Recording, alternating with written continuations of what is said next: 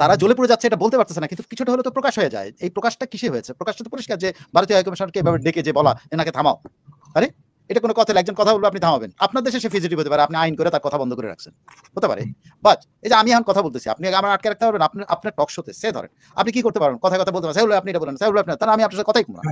আমি বলবো না আপনার এখানে, আমি যেখানে কথা বলার সুযোগ পাবো সেখানে বলবো। শেখ হাসিনা যেখানে সুযোগ পাবে সেখানে কথা বলবে, তাকে বাধা দেওয়ার কি আছে? কে বাধা দেবে? কেন বাধা দেবে?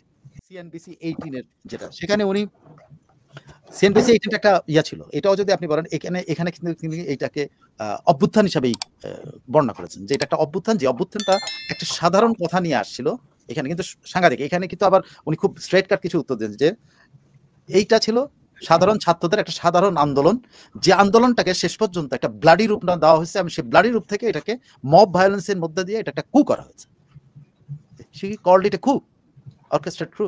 সো কুটা কিভাবে ব্লাডশেডের মাধ্যমে একটা সাধারণ ছেলে মেয়েদের একটা নির্বিষ আন্দোলনকে, ওনার বক্তব্য যে একটা একেবারে নির্ভেজাল নির্বিষ আন্দোলন, একটা কি বলে এটা, কোনো কোনো মানে ইয়ে নাই আর কি, এই আন্দোলনটার মধ্যে কোনো রকম কোনো বদ উদ্দেশ্য থাকার কোনো কারণ ছিল না, সেরকম একটা আন্দোলনকে এটা রূপ দেওয়া হয় ব্লাডি এবং রক্তক্ষয়ী এবং কি বলে মব সন্ত্রাসের একটা আন্দোলন করে শেষ পর্যন্ত এটাকে একটা কুতে রূপ দেওয়া হয়। তিনি ওইখানে ওয়ার্ন করছেন সে বিশ্ববাসীকে, যে বাংলাদেশ ইউনূসের নেতৃত্বে এক্সট্রিমিস্টরা দিনের পর দিন ইয়ে হচ্ছে, প্রভাবশালী হচ্ছে, সেটা আন্তর্জাতিক বিষয়টার দিকে খেয়াল রাখা উচিত। তিনি এখানে ওয়েস্টার্ন ইনভলভমেন্টের ব্যাপারে উনি যেটা বলছেন যে উনি জানেন না, ওনার কাছে এরকম কোনো তথ্য নাই, বা উনি বিশ্বাস করার মতো কোনো রিজন নাই। তথ্য নাই বলেন নাই, বলছেন যে বিশ্বাস করার মতো কোনো রিজন নাই। হ্যাঁ, তারপরে আর্মি নিয়ে উনি যেটা বলছেন যে বলা হয়েছে যে আর্মি কি ফরেন ফোর্স দ্বারা ইয়ে হয়েছিল, প্রেশার হয়েছিল, বলছেন যে এই ধরনের কোনো তথ্য ওনার জানা নাই। ঠিক আছে, এবং উনি তার ডিটারমিনেশন প্রয়োগ করছেন যে উনি বাংলাদেশের গণতন্ত্র পুনরুদ্ধারে আবারও নেতৃত্ব দেবেন। Thank you. একেবারেই অনেকগুলো একেবারেই তিনি ডিপ্লোম্যাটিক, মানে ডিপ্লোম্যাটিকেরও ডিপ্লোম্যাটিক বলা হবে যেসব উত্তর তিনি দিয়েছেন, এবং যেভাবে আমাদের বাংলাদেশের গণমাধ্যমগুলিতে ট্রান্সলেট করে যেভাবে ইয়ে করা হয়েছে, এটা আসলে এখন পরিষ্কার বোঝা গেল যে তিনি খুবই কৌশলী সব উত্তর দিয়েছেন। তবে এই যাবৎকালে যত ইন্টারভিউ হয়েছে আমি মনে করি যে মনোজ গুপ্তের ইন্টারভিউটা হলো শ্রেষ্ঠ, CNN 18 বেস্ট ওয়ান। অন্যান্যগুলি যেহেতু প্রথম আসছে এই জন্য মানে দুনিয়ার কাছে খবর, কিন্তু মনোজ গুপ্তের ইন্টারভিউটা কিন্তু এতটাই ব্যাপক, এতটাই বিশাল মানে কি আকারে বিশাল না, চিন্তার দিক থেকে এতটাই বিশাল, এবং শেখ হাসিনারও যে উইটি উত্তর, এর যে একটা সমাহার, মানে এটা মানে বলতে পারেন যে এটা যে কোনো সাংবাদিক একটা ড্রিমড ইন্টারভিউ, এবং যে কোনো যে ইন্টারভিউ দেয় তারও ওইখানে যে তিনিও যে কত উইটি উত্তর দিতে পারেন, কত পলিটিক্যাল উত্তর দিতে পারেন, কত কি বলে নিখুঁতের পাশাপাশি কত কৌশলী উত্তর দিতে পারেন, এখানে দুজনের প্রশ্ন এবং উত্তরের মধ্যে এটা সমন্বয় ঘটেছে এত সুন্দরভাবে। আমি এর আগের সবগুলো ইন্টারভিউ আমার ধারণা আমি অ্যানালাইসিস করছি, কিন্তু এই মনোজ গুপ্তের ইন্টারভিউ মতো এত সুন্দর ইন্টারভিউ আর কি, মানে specific point to point every single thing বের করে নিয়ে আসার চেষ্টা করেছে, এবং শেখ হাসিনাও প্রত্যেকটা জিনিস তার যতটুকু বলা দরকার কৌশলে অতটুকু বলছেন, বাকিটুকু বলেন নাই। শেখ হাসিনা অনেক মানে কৌশলী এবং অনেক ডিপ্লোমেসি মেনটেন করছেন এই ইন্টারভিউর ক্ষেত্রে, এই ব্যাপারে কোনো সন্দেহ নাই। তবে একটা বিষয় খুব পরিষ্কার হয়ে গেল যে পশ্চিমা কূটনৈতিক বিদেশি ইয়ের সাথে, যেটা বিশেষ করে চায়না, আমেরিকা এবং পশ্চিমা বিশ্ব যাকে বলি আমরা ইউরোপ আমেরিকা, তাদের সঙ্গে সম্পর্কের ক্ষেত্রে উনি অত্যন্ত গভীরভাবে উত্তরগুলো দিয়েছেন কৌশলে, কাউকেই কিন্তু তিনি খেপান নাই। এখন প্রশ্ন হলো যেটা, যে অনেক প্রশ্ন আসলে জমছে, কিন্তু সব প্রশ্ন তো করাও যাবে না, সময় সাপেক্ষ ব্যাপার। প্রশ্ন হলো পশ্চিমা বিশ্বের কাছে এই ইন্টারভিউর মাধ্যমে পশ্চিমা বিশ্বের কাছে অত্যন্ত প্রাসঙ্গিক হয়ে উঠলেন। আমরা উনি প্রাসঙ্গিক হয়ে ওঠার চাইতে উনি পশ্চিমা বিশ্বকে যে মেসেজটা দিয়েছেন, এট দ্য সেম টাইম পশ্চিমা বিশ্বের উপলব্ধি হচ্ছে বলে যে পশ্চিমা বিশ্বকে ধন্যবাদ দিয়েছেন, এটা কিন্তু সাংঘাতিক ব্যাপার, যে পশ্চিমা বিশ্ব এখন বুঝতে পারছে, এবং পশ্চিমা বিশ্বের কাছে এই বিষয়গুলো আরো বেশি প্রকাশ্যে নিয়ে আসা, যে তোমরা যেগুলো বুঝতেছো এগুলোকে আমি এইভাবে দেখি, আমার সাথে তোমাদের মধ্যে এখন আর পার্থক্য নাই। This real diplomacy. তবে আপনি আজকে শেখ হাসিনার একটা বক্তৃতা কোনো এক জায়গায় উনি বক্তৃতা দিচ্ছিলেন, সেই বক্তৃতার মধ্যে এখানেও কিন্তু আজকের বক্তৃতার মধ্যে অনেকটুকু দিচ্ছেন, আমি সেটুকু বললাম। এইটা প্রাসঙ্গিক বিষয়টা আমি আপনাকে বলি, যে আজকেও উনি এই যে পশ্চিম নিয়ে, যে পশ্চিমের সাথে যে ওনার খাতির বাড়ছে, পশ্চিমের সাথে যে খাতির, আমি একটু পশ্চিমের সাথে যে খাতির বাড়ছে, সেই খাতিরের একটা নমুনা দিই। আজকেই উনি খুব সম্ভবত ওনার আমার ধারণা ওনার জনপ্রতিনিধিদের সাথে উনি কোনো একটা কনভারসেশনে ছিলেন, আমি এটার একটা মানে খণ্ডাংশ শুনেছি মাত্র। তো খণ্ডাংশের মধ্যে ওনার আমি বলি, ওনার কথাগুলি দুইটা বিশেষ করে দুইটা উনি তার গণতন্ত্র পুনরুদ্ধারের সংগ্রামে পশ্চিমা বিশ্বের সহায়তা চেয়েছেন, একই সঙ্গে ধন্যবাদ দিয়েছেন। কেন জানেন? তার শব্দগুলো আমি বলি।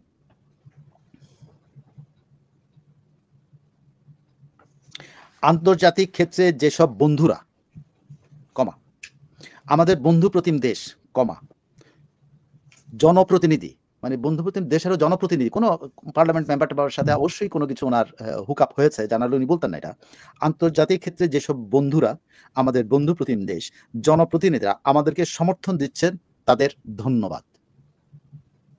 তার মানে she has goat already got a alliance, একটা অ্যালায়েন্স তার তৈরি হয়েছে, যে অ্যালায়েন্সে তার মানে তিনি তার কথা কমিউনিকেট করতে পারছেন। তা নাহলে উনি কাকে ধন্যবাদ দেন? এট দ্য সেম টাইম লকডাউনের সময়টাও যে লকডাউন যে সাকসেসফুল, তিনি জনগণকে যেমন কৃতজ্ঞতা জানান, তেমনি আন্তর্জাতিক বিশ্বকেও কিন্তু তারা যে এটার দিকে নজর রাখছে এই জন্য ধন্যবাদ দিয়েছেন এবং কৃতজ্ঞতা জানিয়েছেন। সেম টাইম, আমি আর অন্য কিছু বলবো না, মানে অন্য কোনো বিষয় নিয়ে আমার কোনো আছে, কিন্তু পশ্চিমাদের ব্যাপারে ওনার যে ইয়েটা, উনি কৃতজ্ঞতা জানিয়েছেন এবং এট দ্য সেম টাইম উনি ধন্যবাদ জানিয়েছেন। কেন? নিশ্চয়ই আপনি এখানে খুঁজে পাবেন যে she has got some sort of link or a big link or something who is supporting her. পরিষ্কার ব্যাপার, খুবই পরিষ্কার, খুবই পরিষ্কার। পশ্চিমারা আজকের বক্তৃতা, পশ্চিমারা তাকে ফিল করছেন, এটা পরিষ্কার বোঝা যাচ্ছে তার সকল ইন্টারভিউ এবং এখনকার যে আজকের বক্তব্যের যে সারমর্ম পশ্চিমারা কি ফিল করছে এটা না, পশ্চিমাদেরকে উনি বোঝাতে সক্ষম হয়েছেন। হ্যাঁ, সক্ষম হয়েছেন। না, আমি ওই জায়গাটাই বলছি, পশ্চিমাদের উনি বোঝাতে সক্ষম হয়েছেন বলেই পশ্চিমারা হয়তো এখন ফিল করছেন যে আসলে তাদের বিগত দিনে যে কর্মকাণ্ড, তার সরকারের সঙ্গে দূরত্ব বা নানাবিধ সমস্যা, এটা কোথাও না কোথাও একটা গ্যাপ হয়েছিল, কমিউনিকেশন গ্যাপ হয়েছিল, যার ফলে এই দূরত্ব তৈরি হয়েছিল। নতুবা এইভাবে একতরফা অনেক কিছু ঘটতো না। এইটা মনে হচ্ছে কি আমার কাছে, এই বিশ্লেষণ শুনে, ইন্টারভিউ পুরো সারমর্ম। অনেকেই বলছেন মনোজ গুপ্তের যে CNN18, হ্যাঁ CNN18 সবচেয়ে পূর্ণাঙ্গ একটা ইন্টারভিউ নিয়েছে, এটা আমি দেখেছি, পুরো বেশ বড় ইন্টারভিউ, পূর্ণাঙ্গ একটা ইন্টারভিউ বলা যায়, বড় ইন্টারভিউ। এখন পর্যন্ত যারা ইন্টারভিউ নিয়েছে তার মধ্যে CNN18 সবচেয়ে বড় ইন্টারভিউটা নিয়েছে। এখন প্রশ্ন হচ্ছে যে এই যে সামনের দিনগুলোতে একটা কঠিন সময়, বিচার প্রক্রিয়া সব মিলিয়ে শেখ হাসিনার আর এই ইন্টারভিউ, পশ্চিমারা এই বিচার প্রক্রিয়া নিয়ে কোনো ধরনের কোনো আওয়াজ কোথাও তুললেন কিনা, এরকম কোনো তথ্যপাত্র? না, এটা আমি এখন পর্যন্ত আমি কোনো কিছু, সেটা তো আপনি ধরেন, এটা তো আপনি বিচার প্রক্রিয়া নিয়ে সবাই দৃষ্টি রাখতেছে, এটা তো আপনি নিশ্চিত থাকেন, যেদিন রায় ঘোষণা হবে সেদিন আপনি অনেক কিছু দেখতে পাবেন। পরিষ্কার। আপনি লকডাউনের প্রসঙ্গ বলছিলেন, গতকালকে আমরা ভাবছিলাম যে লকডাউনে বিশ্বের গণমাধ্যমগুলো অনেক কভারেজ দিয়েছিল লকডাউনটা, সেটাও আপনার নলেজে ছিল। যদি টুকটাক থাকে আমরা জানবো, না হলে এই অনুষ্ঠানটা এত মানে কি বলবো পরিচ্ছন্ন আমাদের এই অনুষ্ঠানটা, আমি তো কথা বলিনি মাঝখানে, যাতে মানুষের মানে আমার দর্শকদের যাতে সমস্যা না বুঝতে, এবং বিশেষ করে এই যে আমাদের একজন দর্শক আছেন যিনি গতকালকে রিকোয়েস্ট করেছিলেন এবং আজকে অনুষ্ঠান শুরুতেই রিকোয়েস্ট করেছিলেন, KMSD কে, তিনি CNN18 এর জন্য গতকালকে আপনাকে বলেছিলেন, তখন আপনি বলেছিলেন যে আজকে এটা আলোচনা করব। তিনি বলছেন চমৎকার একটা আলোচনা বিশ্লেষণ আপনারা শুনলেন, এবং তিনি এই অনুষ্ঠান শুরুতেই তিনি আবার বলছিলেন আমি এটা শুনতে চাচ্ছিলাম। তো মোটামুটি আমরা এটা নিয়ে সবচেয়ে মোটা দাগে আলোচনা করেছি। আর তো সবই ফাস্ট পোস্ট, তারপর WION, তারপর সৌদি গেজেট, সবগুলো তো এসেছে, আরো অনেকগুলোতে এসেছে। গতকালকে আমরা 100-এর মতো বলছিলাম, সেটা হয়তো এই সংখ্যা এখন ক্রমেই বাড়তেছে। সাইফুল ভাই, এই যে চীন নিয়ে ওনার অবস্থানটা উনি পরিষ্কার করেছেন, চীন নিয়ে মানুষের মধ্যে অনেক দ্বন্দ্ব ছিল, তিনি রাগ করে চীন থেকে চলে আসছেন, তিনি গিয়েছিলেন দুদিনের সফরে, কিন্তু চীনকে কি হয়েছে না হয়েছে না, কিন্তু এই প্রশ্নের উত্তর দিয়ে আপনি বুঝতে পারেন না যে চীনের সাথে উনি হুক আপ হয়েছেন, উনি যোগাযোগ হয়েছে, অ্যাবসলিউটলি পরিষ্কার হয়ে গেছে। এটা হয়তো আমি আমার আপনার কাছে কোনো তথ্য নাই যে ওনার সাথে কি, বাট এখন তার বক্তব্য বোঝা যায় চীনের সাথে ওনার একটা আন্ডারস্ট্যান্ডিং হয়েছে বা হবে, এটা আশা করছেন। এটা আশা করতেন। তার এই ইন্টারভিউ গুলোর মধ্য দিয়ে কি এটা বোঝা যাচ্ছে কিনা যে পশ্চিমা বিশ্বর সঙ্গে যে তার যোগসূত্র, কূটনৈতিক, গণমাধ্যম সব দিক দিয়ে, পাশাপাশি তিনি দেশে তার কার্যক্রম নিষিদ্ধ দলকে সংগঠিত করার যে তৎপরতা, সব মিলিয়ে রাজনৈতিক একটা পট পরিবর্তনের দিকে কোনো ভূমিকা রাখতেছে কিনা, এরকম কি মনে হচ্ছে কিনা? এইসব প্রভাব রাজনীতিতে বড় প্রভাব, আমি ভূমিকা বলবো না, রাজনীতিতে এটা বড় ভূমিকা না, আমি এই প্রশ্ন একটু ইয়ে করি, প্রভাব ফেলছে কিনা সরকারের উপর, তো বটেই বাংলাদেশের রাজনীতি। এটা তো আপনি দেখতে পাচ্ছেন যে কি প্রভাব পড়তেছে, যে ওরা আবল তাবল বকা শুরু করেছে, এটা তো সাংঘাতিক প্রভাব পড়েছে। এই সরকারের একটা লোক আছে যে এখন সে লকডাউন নিয়ে কথা বলতে আবল তাবল বলে নাই, শেখ হাসিনার ইন্টারভিউ নিয়ে কথা বলতে আবল তাবল বকে নাই, এবং আপনি কতটা এই সরকার বেসামাল হয়েছে যে আপনার ভারতের উপ হাই কমিশনারকে ডেকে নিয়ে শেখ হাসিনার ইন্টারভিউ বন্ধ করার জন্য দাবি দেয়, কতটা মানে এটা কতটা আনডেমোক্রেটিক এবং কতটা অর্বাচীন যে আরেক দেশের রাষ্ট্রদূতকে বা উপরাষ্ট্রদূতকে ডেকে নিয়ে বলে অমুককে কথা বলতে বন্ধ করো। মানে ভারত একটা গণতন্ত্র, সেখানে কারো কথা বন্ধ করবে, এটা কেমন কথা হইলো? আর এরকম একটা দাবি কতটা অর্বাচীন, কতটা বালক সুলভ তো বড়, শুধু বালক না, মানে কতটা ক্ষিপ্ত হচ্ছে আর কি, তারা ভেতরে ভেতরে তারা মানে এটাতে জ্বলে পড়ে যাচ্ছে, তারা জ্বলে পড়ে যাচ্ছে, এটা বলতে পারতেছে না, কিন্তু কিছুটা হলে তো প্রকাশ হয়ে যায়। এই প্রকাশটা কিসে হয়েছে? প্রকাশটা তো পরিষ্কার যে ভারতীয় হাইকমিশনকে এভাবে ডেকে যে বলা এনাকে থামাও। আরে এটা কোনো কথা, একজন কথা বলবে আপনি থামাবেন। আপনার দেশে সে ফিজিটিভ হতে পারে, আপনি আইন করে তার কথা বন্ধ করে রাখছেন, হতে পারে। বাট এই যে আমি এখন কথা বলতেছি, আপনি আমার আটকে রাখতে পারবেন? আপনি আপনার টক শোতে সে ধরেন আপনি কি করতে পারবেন? কথা কথা বলতে পারেন, সেগুলো আপনি এটা বলেন, সেগুলো আপনি, তাহলে আমি আপনার সাথে কথাই কমবো না, অ্যাবসলিউটলি। আমি বলবো না আপনার এখানে। আমি যেখানে কথা বলার সুযোগ পাবো সেখানে বলবো, শেখ হাসিনা যেখানে সুযোগ পাবে সেখানে কথা বলবে। তাকে বাধা দেওয়ার কি আছে? কে বাধা দেবে? কেন বাধা দেবে? এবং এনারা যে তাকে তার কথা বলা নিষিদ্ধ করা বা তার নাম উচ্চারণ নিষিদ্ধ করার মধ্য দিয়ে তারা নিজেরাই যে খাদে পড়ছে, তার প্রমাণ হলো তারাই এখন তার নাম উচ্চারণ করে। তারা আপনার টক শো বা অন্যান্য জায়গাতে শেখ হাসিনার নাম উচ্চারণ করা যায় না, স্বৈরাচার, ফ্যাসিবাদ, এখন তারাই কিন্তু শেখ হাসিনার কথা, শেখ হাসিনা শব্দটা তারা বলে।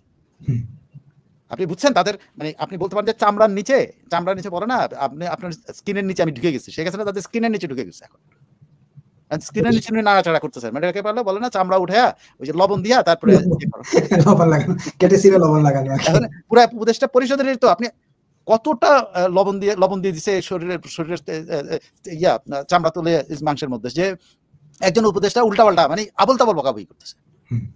আর একটা কি জানো, একটা কি জানো, যে নোংরা এবং নোংরা দুর্গন্ধমুক্ত মুখের একটা সচিব আছে, সেই সচিবটা সারাক্ষণ সারা বিশ্বে উনি একমাত্র, মানে একটা লোকের নির্লজ্জের একটা সীমা আছে, সারা বিশ্বে উনি একমাত্র টাকা পয়সা নেন না, আর বাকি সবাই টাকা পয়সা নিয়ে শেখ হাসিনার ইন্টারভিউ নিচ্ছে।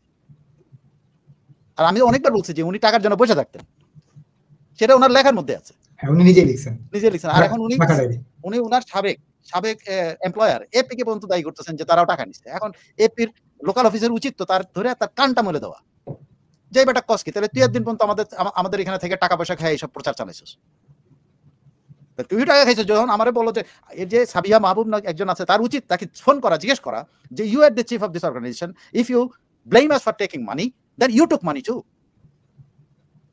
তুমি আজকে ব্লেম করতেছো কেন আমাদেরকে? সাবিয়াদের উচিত কথা বলা এবং এর কান ধরা উচিত, কান মুলে দেওয়া উচিত যে তুমি আমাদের প্রতিষ্ঠান বেচে তুমি টাকা কামাইছো। অ্যাবসলিউটলি। কারণ তুমি তো এই কথাটা বলতেছো যে সারা দুনিয়া সবাই খাইছে, তার মানে সাবিয়া খাইছে, সাবিয়া কেন প্রতিবাদ করে না? হোয়াট ইউ আর সেইং, যে তুমি ব্লাডি ম্যান, তোমার এই এত বড় উদ্যোক্ত, তুমি সবাইকে দুর্নীতিবাজ মনে করো, তো তুমি কে? তুমি টাকা পয়সা খাওয়া না খাওয়া সেটা কোন, এটা যেটা আমার কাছে কোনো প্রমাণ না, আমার ওনার লেখা ছাড়া আর টাকা নেওয়ার কোনো আমি কিছু জানি না, বাট সে একটা মানসিকভাবে একটা বিকৃত মানসিকতা, দুর্নীতিবাজ, মানসিক দুর্নীতিবাজ কিন্তু শুধুমাত্র টাকা নেওয়া না, কিন্তু মানসিকভাবে দুর্নীতিবাজ, প্রচন্ড নোংরা, এবং তার মগজ পুরোটা নষ্ট, বুঝে গেছে এটা।